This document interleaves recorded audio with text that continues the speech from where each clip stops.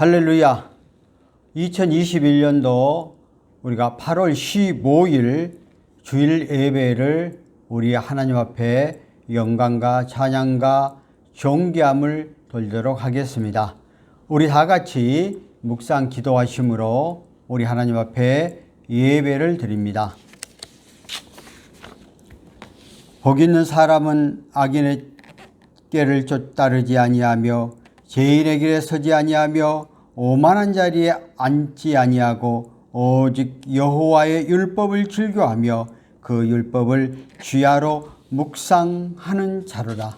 살아계신 하나님 아버지, 오늘도 거룩하고 복된 날 저희들을 주의 전에 불러주시고 우리 하나님 앞에 오늘도 예배로 영광과 찬양 들리오니 오늘 이 예배 가운데 함께 동행하옵소서.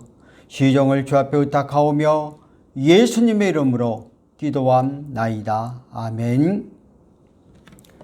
다 같이 우리의 신앙을 고백하겠습니다. 사도신경으로 신앙 고백합니다. 전능하사 천지를 만드신 하나님 아버지를 내가 믿사오며 그의 아들 우리 주 예수 그리스도를 믿사오니 이는 성령으로 잉태하사 동정녀 마리아에게 나시고 본디오 빌라도에게 고난을 받으사 십자가에 못 박혀 죽으시고 장사한 지 사흘 만에 죽은 자 가운데서 다시 살아나셨으며 하늘에 오르사 전능하신 하나님 우편에 앉아 계시다가 저지로서 산자와 죽은 자를 심판하러 오시리라. 성령을 믿사오며 거룩한 공회와 성도가 서로 교통하는 것과 죄를 사하여 주시는 것과 몸이 다시 사는 것과 영혼이 사는 것을 믿사옵나이다. 아멘. 우리 다 같이 찬송가 361장 기도하는 이 시간, 찬송가 361장 기도하는 이 시간 우리 다 같이 찬양으로 하나님 앞에 영광 돌리겠습니다.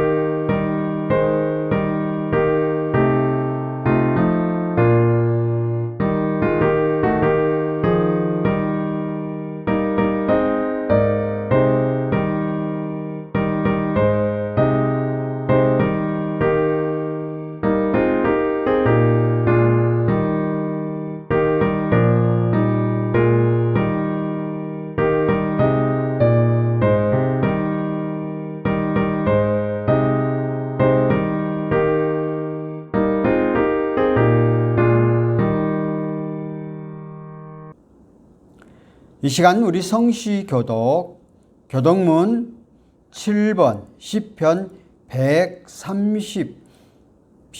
13편을 우리 다 같이 하겠습니다. 성시교독 교독문 7번 시편 13편 우리 다 같이 한 목소리로 교독합니다. 여호와여 어느 때까지 니이까 나를 영원히 잊으시나이까 주의 얼굴을 나에게서 어느 때까지 숨기게 샀나이까 나의 영혼이 번민하고 종일토록 마음에 근심하기를 어느 때까지 하오며 내 원수가 나를 치며 자랑하기를 어느 때까지 하리이까 여호와 내 하나님이여 나를 생각하사 응답하시고 나의 눈을 밝히소서. 두렵건대 내가 사망의 잔을 잘까 하오며 두렵건대 나의 원수가 이르기를 내가 그를 이겼다 할까 하오며 내가 흔들릴 때에 나의 대적들이 기뻐할까 하오나이다. 나는 오직 주의 사랑을 의지하였사오니 나의 마음은 주의 구원을 기뻐하리이다. 내가 여호와를 찬송하리니 이는 주께서 내게 은덕을 베푸심이로다. 아멘. 우리 다 같이 하나님의 말씀을 보도록 하겠습니다.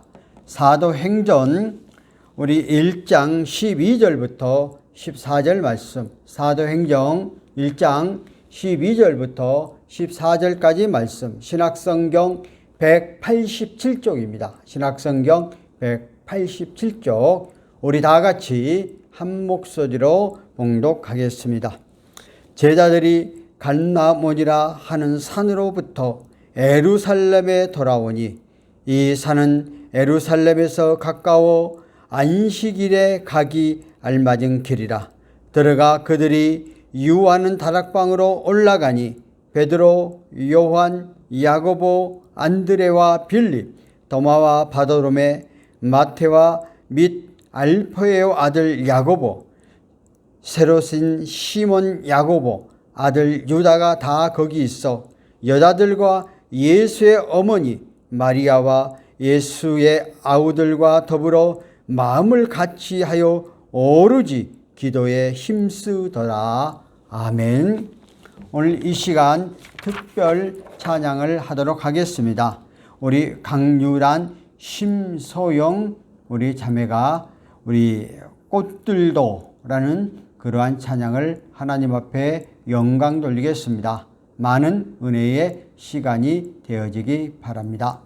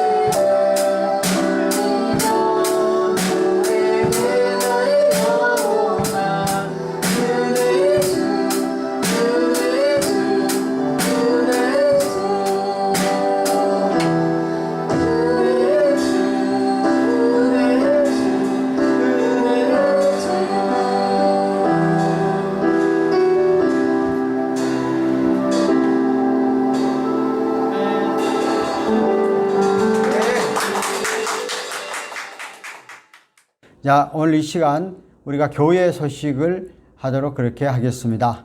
자, 주 안에서 사랑합니다. 우리 다 같이 정말 이 코로나로 인하여서 계속해서 우리가 비대면 예배로 우리가 돌리고 있는 상황 속에서 여러분 각자가 우리 삶 가운데 어렵지 않고 힘들지 않는 그런 삶들을 살아가도록 해주시기 바라고, 특별히 오늘은 8월 15일 또 강복절이고 또 이러한 기념주일로도 지키지만 오늘 우리는 그냥 계속해서 사도행전 시리즈로 그렇게 나가도록 하겠습니다.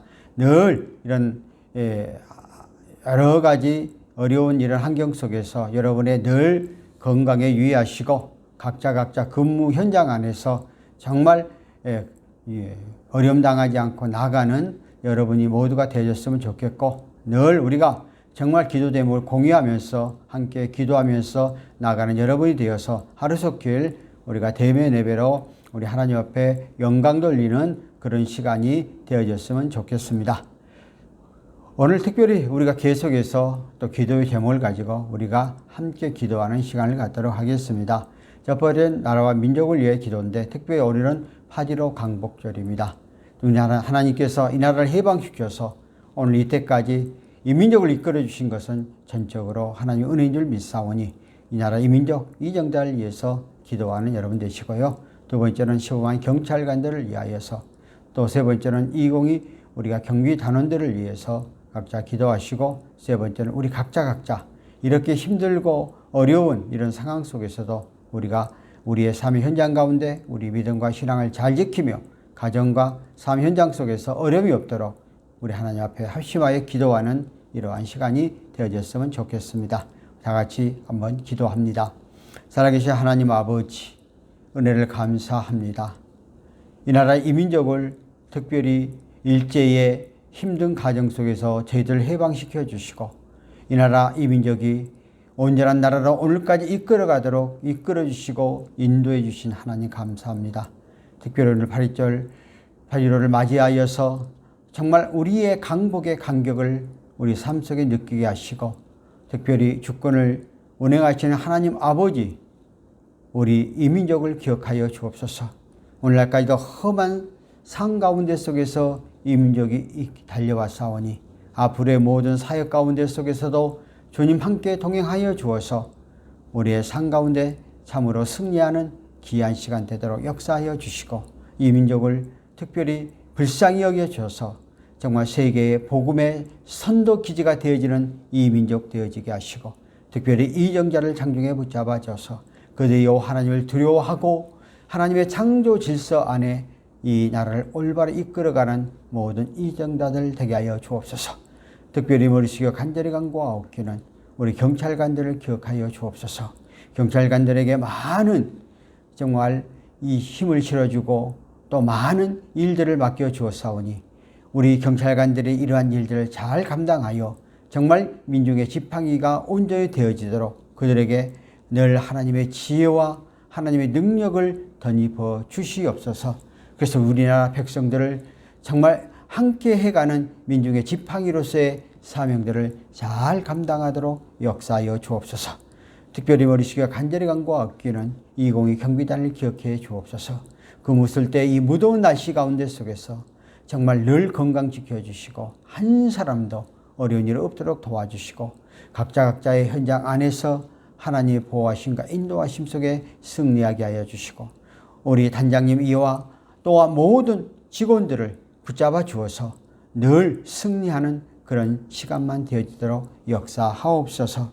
아버지 하나님 앞에 머리 숙여 간절히 간구할게요. 오늘도 이 예배에 함께 동참하는 모든 믿음의 성도를 장중에 붙잡아 주옵소서. 우리가 교회에서 함께 예배를 영광과 찬양 드려야 되지만 우리가 비대면으로 예배하고 있사오니 어디가 계신지 살아계신 하나님은 우리와 함께 하신 줄 믿사오니 오늘도 이 시간 하나님의 말씀 통해서 우리 주 앞에 나와 말씀을 들으며 기도하며 함께하는 우리의 성도들 장중에 붙잡아 주시고 각 가정 우리의 삶의 현장 가운데 정말 하나님 앞에 맡기고 의지하는 우리 성도를 되게 하시고 힘들고 어려운 가정들 맡겨 의지할 때 주께서 우리의 삶 속에 응답해 주시리라고 약속해 줬던 주의 말씀을 듣고 그 말씀대로 의지하여 간절히 구하고 의지하는 우리의 성도들 되게 하여 주시고, 오늘도 우리의 삶의 현장 가운데 가정적으로나 삶 속에서나 건강적으로 아프고 힘든 부분이 있으면 주께서 피문의 손으로 어루만져 주셔서 머리부터 발끝까지 안수환타를 통해서 깨끗하게 취해받고 나가는, 참으로 건강을 유지해가는 우리의 모든 성도들 되게 하여 주시고, 오늘도 이 예배 가운데 함께 동참하는 우리의 모든 심령들에게 주의 한량없는 은혜만이 온전히 임하는 귀한 시간 되게 도와주옵소서. 예수님의 이름으로 기도함나이다. 아멘. 자, 오늘 이 시간에 오로지 기도에 힘쓰더라 하는 그런 제목을 가지고 사도행전 1장 12절부터 14절까지의 말씀을 가지고 증거하도록 그렇게 하겠습니다. 여러분에게 많은 은혜가 임하는 그런 시간이 되어졌으면 좋겠습니다. 오늘 본문 가운데 속에서 승천하신 후에 그 예수님의 그 삶을 목격하기 위해서 정말 주의 명령에 순종하여 예루살렘으로 들어온 세초의 그리스도인들에게 공동체가 이루어져 가고 있는, 그러니까 첫 번째 교회가 되어져 가는 그러한 부분에 대해서 오늘 우리가 살펴보도록 하겠습니다. 오늘 본문 가운데 첫 교회가 만들어진 신실한 곳은 오늘날 그 교회가 형성된 산실이 되어져 있음을 오늘 우리에게 보여주고 있습니다. 교회의 첫 번째 모습은 120명의 성도와 함께 예수 그리스도로 인하여 구원받는 사람들이 이제 성령의 인도로 하나님 앞에 모여 시작되어짐을 보여주고 있습니다. 이렇게 120명의 적은 수가 아니라 당시의 건축 양식에 의하면 이렇게 많은 사람이 함께 모이기란 그리 쉽지 않습니다. 근데 일치된 신앙이 아니고서야 이렇게 모일 수가 없었습니다. 또한 여기에 모인 모든 사람들은 본 신앙 고백 일치한 것뿐만 아니라 사도와 평신도, 남자와 여자, 예수님의 가족과 다른 가족들 사이에 어떠한 간격도 없었고 배타적이거나 독선적인 그런 묘지 없이 하나가 되었다는 것입니다. 가장 은혜롭고 강력한 교회의 신앙으로 하나가 된 다락방에서 만들어졌다는 사실을 우리에게 보여주고 있습니다. 이는 오늘날 교회들이 신앙 안에서 남녀노소, 신분, 차별 없이 하나가 되어져 가야 된다는 것을 가르쳐주고 있습니다. 그러므로 오늘날 주의 핏값으로 세우신 교회는 우리가 어느 누가 이곳에 와서 함께 모였다 할지라도 하나가 되어져서 한 몸이 되어서 나가야 한다는 것입니다. 그러므로 이렇게 모여진 이 성도들은 합심하여 전심으로 하나님 앞에 기도했다는 것입니다. 기도가 약한 교회는 강력한 교회가 될 수가 없는 것이고, 기도에 힘이 있는 교회는 무력한 교회도 되어버릴 수밖에 없습니다. 그러므로 우리는 기도의 힘을 갖고 나가야 된다는 것입니다. 그리고 기도만 하고 할 일을 안 하는 하나님은 우리가 차분히 기다리는 것이 아니라 기도하면서 하나님의 보호하심과 인도하심과 역사하심, 하나님의 약속을 기다리고 나가야 된다. 오늘 여기에 모인 120의 성도들은 예수님께서 그 강림하시는 그 장면을 목격하기 위해서 한자리에 모여서 강력하게 기도하고 있는 그러한 모습을 볼 수가 있습니다. 오늘도 우리는 우리의 삶의 현장 가운데 속에서 기도는 굉장히 중요합니다. 우리가 정말 마치 우리 인생에 살아가는데 밥을 먹어야 살아가는 것처럼, 또 우리가 숨을 쉬어야 살아가는 것처럼 하나님과 영적인 관계 속에서 기도는 하나님과 호흡이라고 그랬어요.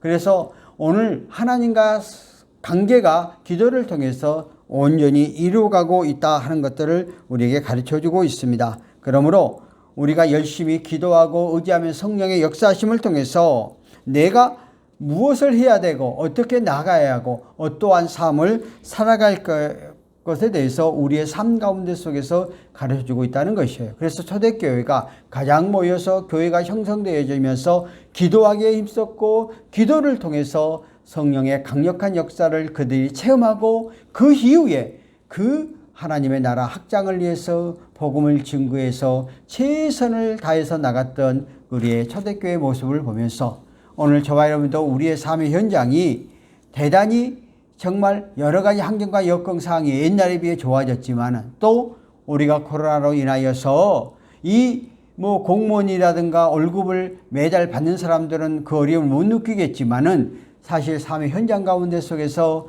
자영업을 하고 있는 사람들은 굉장히 힘들고 어려운 그러한 시기 속에 놓여 있고 또 앞으로 이 코로나 사태 이후에 이 나라나 세계가 어떻게 전개되어 갈 것인가 하는 것들은 대단히 그 캐션 마이크를 갖고 다 많은 사람들이 힘들어하고 어려운 그러한 상황들이 우리 앞에 도출되어질 것이라는 그런 이야기들을 많이 합니다.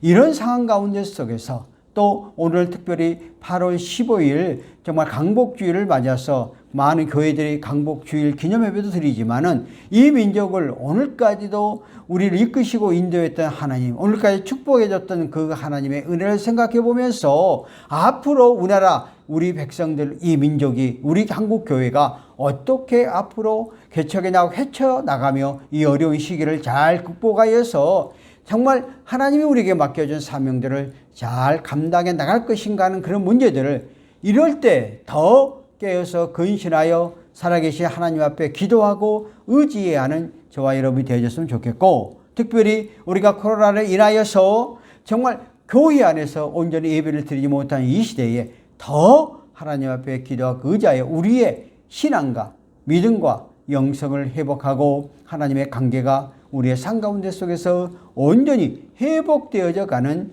저와 여러분이 되어져 있으면 좋겠습니다. 저녁교회는 처음 시작할 때부터 열심히 살아계신 하나님 앞에 기도하고 그 하나님을 전적으로 의지하고 나가는 그 삶의 모습을 통해서 오늘 우리 지상교회에 주어진 그런 사명과 의무가 이것과 동일하지 않는가 이런 생각을 해봅니다. 자, 그러면 계속해서 우리가 본문을 살펴보도록 그렇게 하겠습니다. 사도행 1장 12절에 보면 제자들이 감람원이라는 산으로부터 예루살렘으로 돌아오니 이 산은 예루살렘에서 가까워 안식일 가기에 알맞은 길이라. 이렇게 이야기를 하고 있습니다. 어디에 모였느냐? 오늘 이런 부분에 대해서 말하고 있는데 예수님과 탄생과 또 승천은 매우 중요한 사건인데 그 장소를 예수님께서 승천하신 곳이 감람산이라 이렇게 이야기를 하고 있습니다. 누가는 이 산이 예루살렘에서 안식일에 가기에 알맞은 거리라 그렇게 이야기했고, 안식에 가기 알맞는 길 규정은 성경에 어디에는 없으나 납비들이 안식일을 거룩히 지키라는 취지에서 여행하는 거리를 두었어요. 그러니까 그제 우리가 안식일은 유대인들이 지키면 철저히 토요일날 지키면 오늘날은 안식이 주일 개념으로 바뀌었죠. 그래서 안식일에는 정말 아무것도 하지 않는 이런 시대에 살았지만은 오늘 우리는 이 주일 개념이 조금 바뀌었어요. 그런데 이 의미는 좀 알고 우리가 지나가야 돼요. 그들이 어떠한 믿음과 신앙생활을 잘 해갔는가. 안식일이 갈 수 있는 거리는 처음에는 그 거리에서 이스라엘 백성들이 요단강을 건널 때에 복궤를 앞세우고 가면서 백성과 거리를 200규빗쯤 되어졌더라 하고 여호수아서 3장 4절에 말하고 있거든요. 그래서 한 규빗이 그 50cm 정도 되어지니까 290이면 1km였고요. 또 다른 성경에 보면 200규빗으로 제한한다 이렇게 되었고, 어느 데는 또 400규빗으로 간다 뭐 이런 이야기를 했어요. 그러니까 대략적으로 보면은 안식일에는 2km 이상을 벗어나면 안 된다 뭐 이런 규정을 가지고 해왔던 그런 규정들이 있습니다. 그래서 예수님께서 이렇게 승천 지점에 대해서는 정확하게 누가복음 24장 50절에서 51절에 말하고 있거든요. 예수께서 그들을 데리고 베다니아까지 나가사 손을 들어 그들에게 축복하시더니 축복하실 때에 그들을 떠나 하늘로 올라갔으니라고 말씀을 통해서 베다니 앞이라고 명시하고 있습니다. 그래서 예루살렘에서 베다니까지는 약 3km 이내 정도로 우리가 이야기를 하고 있으니까 바로 승천하실 때 예수님께서 바로 베다니 사이, 그래 감람산, 그러니까 그 예루살렘과 베다니 그 사이의 감람산에서 승천했다고 성경은 말하고 있는 것을 볼 수가 있습니다. 그러니까 겨저 2km, 3km 그 사이 안에 범위 안에서 예수님이 감람산에서 승천했던 그런 기록들을 우리가 엿볼 수가 있습니다. 제자들이 예루살렘에 돌아왔고, 그리고 예수님의 부활 후 이제 제자들은 그 당국에서부터 이제 중요 사찰 대상이 되어져 가지고 정말 굉장히 힘든 가운데 속에 놓여 있는데도 불구하고 예수의 말씀에 의해서 다 감람산에 모여서 예수님이 승천하시는 그런 장면을 함께하고 있는 것을 볼 수가 있습니다. 그러니까 예수님이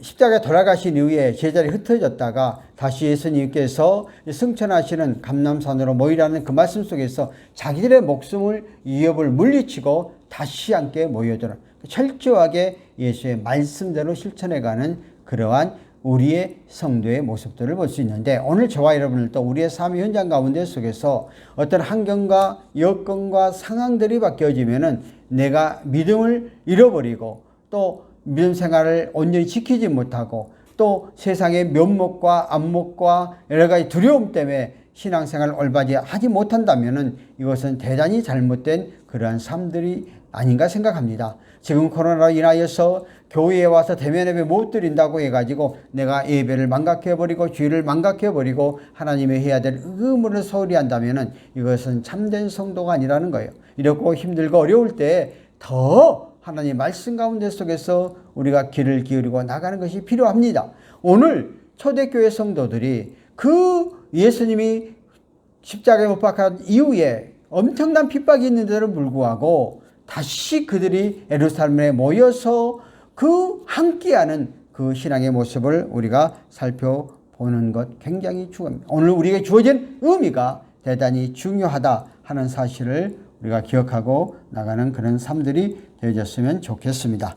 그리고 사도행전 1장 13절 이하에 보니까 들어가 그들이 유하는 다락방으로 올라가니 그랬습니다. 이 다락방은 제자들이 유하는 다락방이라 하였으니 생소한 곳이 아니고 예수님과 그 제자들이 유월절에 음식을 먹던 그 장소가 동일한 가능성이 있는 것이죠. 누가복음 12장 12절이나 요한복음 13장 13절에 말씀하고 있죠. 그리고 부활하신 후 2번이나 제자들에게 나타나셨던 곳이기도 하지요. 요한복음 20장 19절과 20절, 또 요한복음 26장 29절에 우리가 보면은 예수님이 바로 이 다락방에 오셨다는 거예요. 그 교회가 핍박 당할 때에도 제자들이 모여서 기도할 때 마가 요한 다락방에 오셨다고 사도행전 12장 12절에 말씀하고 있습니다.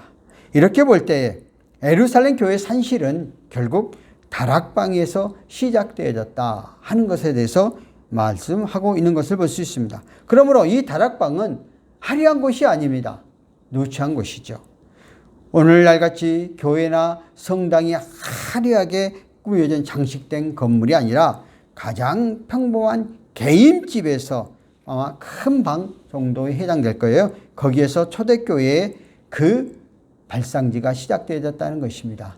그러므로 오늘 우리가 개신교가 그래서 우리가 화려한 게 중요한 것이고 내가 모여서 예배드리는 장소가 중요한 것이죠. 거기서 온전히 주님을 올바로 모시고 의지해 나가는 것이 중요하다는 것을 볼 수가 있습니다.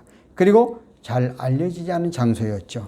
일부 학자의 주장처럼 성전에 있는 그런 성전 안에서 드려진 것이 아니고 분명한 것은 제자들이 자유롭게 출입할 것으로 보여주신 부활하신 예수님께서 오셨던 그러한 장소였기 때문에 정말 화려하지 않는 그러한 집안에서 초대교회가 시작되어졌다 하는 것들을 엿볼 수가 있습니다.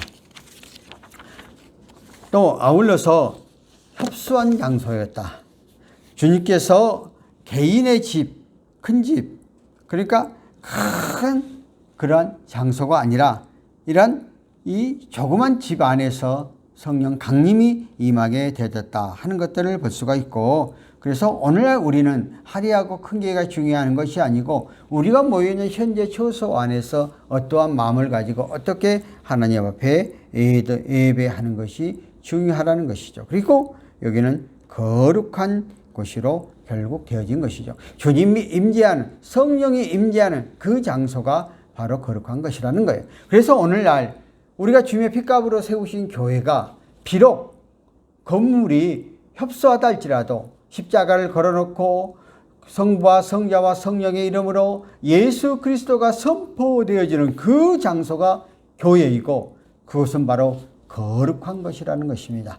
그러므로 우리나라에도 초창기에 예배가 드려질 때 가정교회에서부터 시작했고, 또한 조그만 그 처소에서 시작되어서 오늘날 이렇게 교회가 아름다운 교회까지 성장이 되어져 있는데, 주님이 함께하는 그곳이 바로 거룩한 곳이라는 거예요. 내가 서 있는 그곳, 내가 앉아있는 그 자리에 예수님과 함께하는 것이 대단히 거룩하고 중요하다는 거예요. 그래서 초대교회가 형성되어졌을 때에 장소나 환경이나 여건이 화려하고 멋있는 것이 아니라 주님이 임재하는 그 곳 속에서 역사해 갔다는 것입니다. 그러므로 오늘 저와 여러분도 우리의 삶의 현장 가운데 속에서 내가 주어진 환경과 여건 상황 안에서 주님과 온전히 동행하여 함께하는 곳에 주님이 임재하는 그 자리가 거룩한 그러한 자리임을 알고 우리는 늘 주님과의 함께 영적인 교제가 온전히 이루어 나가는 저와 여러분이 되어졌으면 좋겠습니다.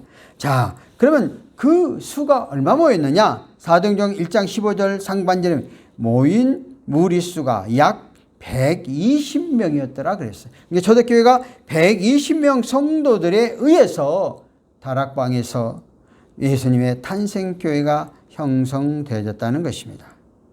그리고 이 120명 당시 그리스도인이 전체가 아니고 갈릴리의 500 형제들에게 예수님이 보여주셨고, 또 예루살렘에 올라오지 않은 예루살렘 교회 창립하지 못했던 많은 그리스도인도 분명히 존재했을 것입니다.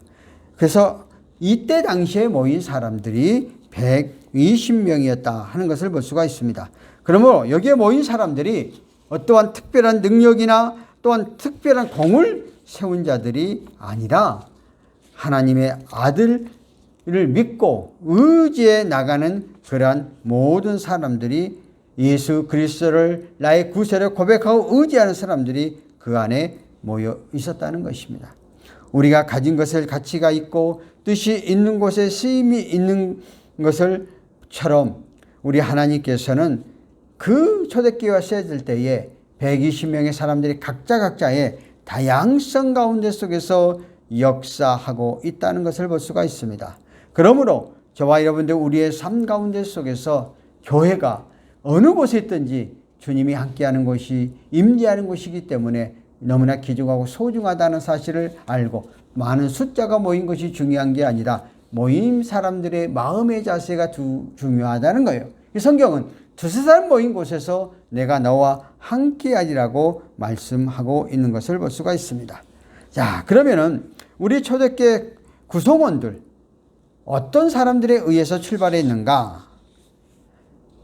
먼저 사도들을 살펴볼 수가 있습니다. 초대교회 가장 구성 요소에 보면 사도들이죠. 그래서 우리가 사도행전 13장 하반절에 보면은 1장 13절 하반절에 보면은 베드로와 요한, 야고보, 안드레와 빌립, 더마와 바도로메, 마테 및 알페오 아들 야고보, 세르니 시모, 야고보의 아들 유다가 다 거기 있어 그랬어요. 예수님의 제자들이 살펴보면 제각기 다른 성격을 갖고 있는데, 특별히 예를 들자면 베드로와 요한을 들을 수가 있어요. 베드로는 헌신적이고 행동주의자, 요한은 지적이고 이상주의자. 이런 성격 때문에 요한은 베드로 늘 곤란을 겪은 적도 있었습니다. 그러나 그들이 생각과 사고는 달랐으나 예수 그리스도 안에서는 하나의 일치된 모습을 보여줬다는 것이죠. 그리고 빌립과 도마를 보면은 빌립은 예수님의 모든 것을 속히 믿고 누구보다 앞장서서 사람들이 예수 앞에 데려왔던 참으로 겸손한 모습을 요한복음 1장 43절과 46절에 보여지고 있고, 도마는 매사에 증거를 요구하거나 증거 없으면 아무것도 믿지 않는 사람, 요한복음 20장 24절과 27절에 말해주고 있어요. 이렇게 각각 자기의 생각과 사고가 다른 데를 불구하고 함께 하나로 나아가는 초대교회의 모습을 볼 수가 있습니다. 또 복음서에 보면은 베드로, 안드레, 야고보, 요한의 형제로 배열하게 기록되어 있지만은 또 여기서는 베드로, 요한, 야고보, 안드레를 배열함으로써 형제보다는 사도 사역을 중시했던 것을 볼 수가 있고, 이것을 무엇을 말해주는가? 예수 그리스도의 십자가의 부활이 그들 사이에는 어떠한 간격을 작용하거나 이질감이 주었던 모든 기질의 차이점을 이런 신앙으로 일치시키고 조화를 이루어갔다는 것입니다. 오늘 이것이 우리에게 주어지는 의미가 큽니다.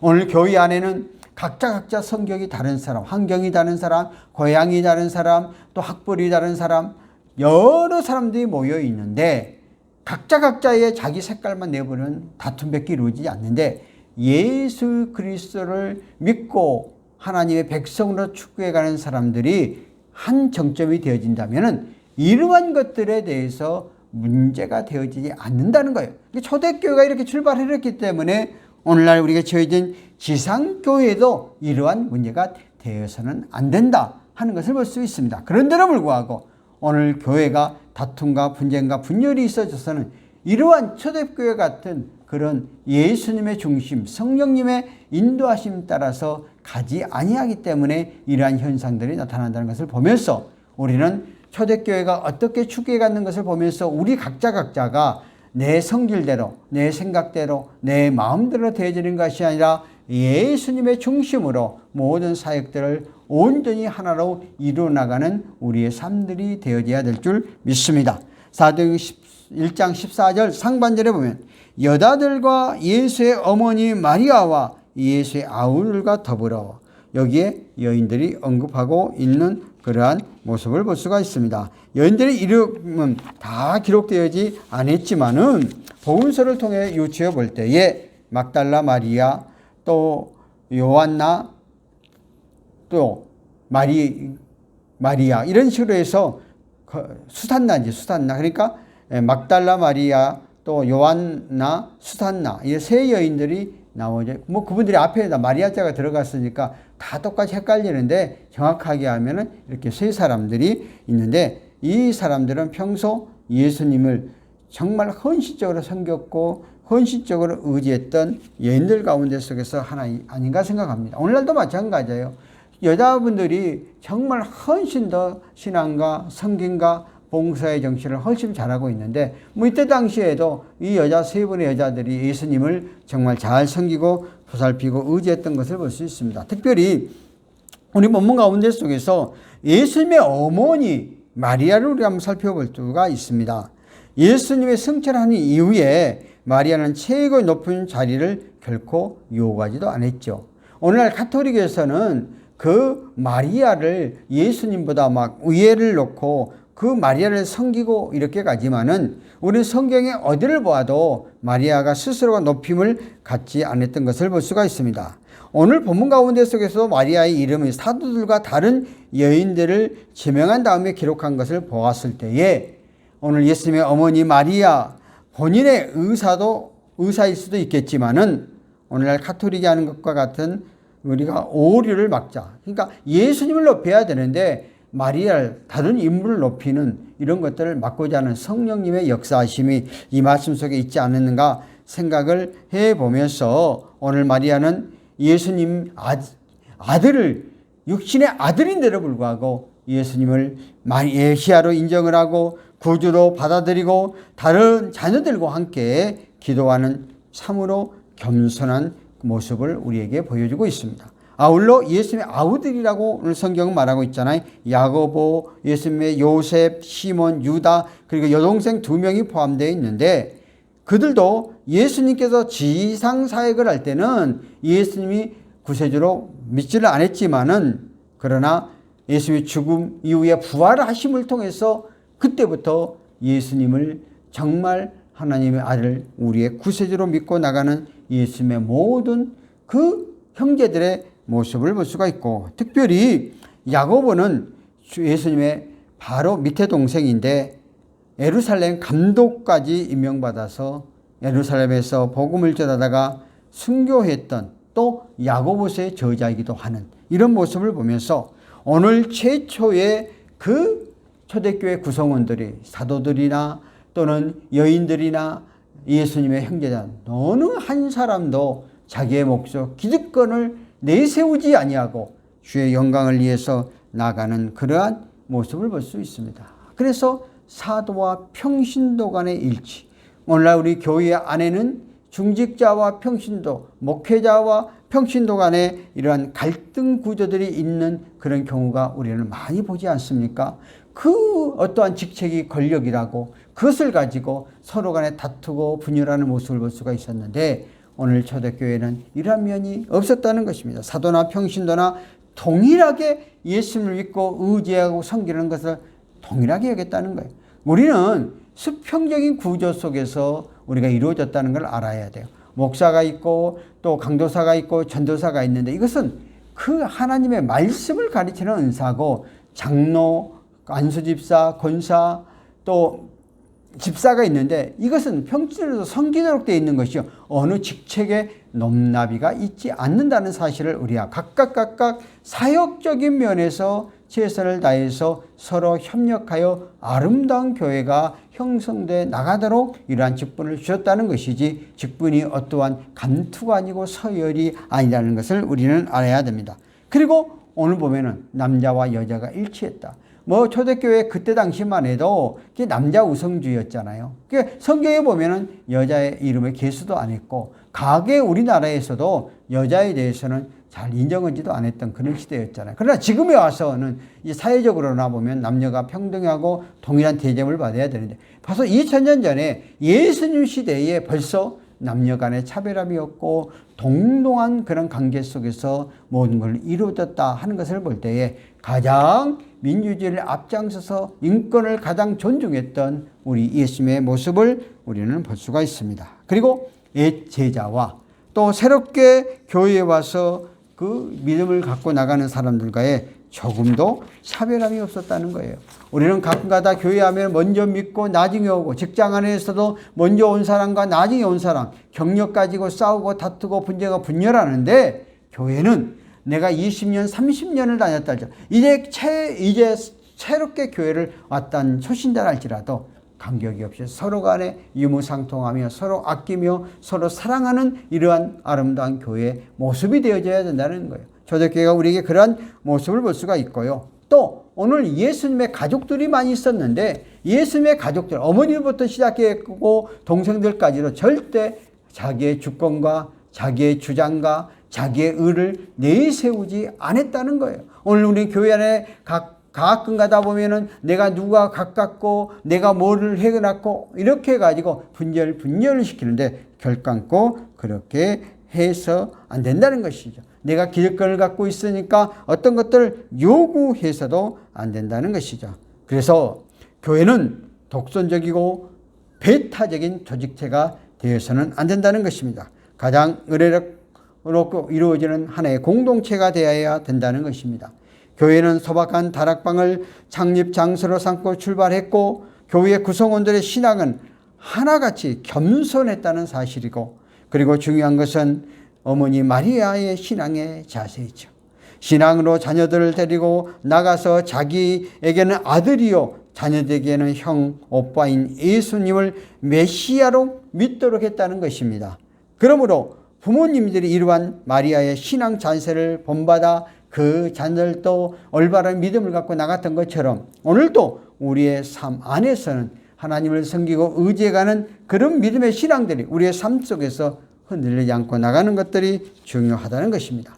이제 제초의 기도가 1장 14절에 보면 얼마나 기도에 힘썼는가. 마음을 같이하여 오로지 기도에 힘쓰더라, 그렇게 말했어.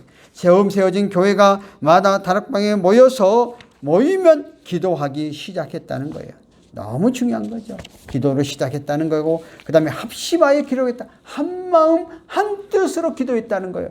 이곳에 성령께서 임재하는 것이죠. 진심으로 신령과 진정으로 마음과 뜻을 다하여 기도했고, 그리고 그 기도가 그냥 끝나는 것이 아니라 성령이 임할 때까지 정말 이 계속해서 기도를 했다는 것, 기도가 끊임없이 계속해 나갔다는 것.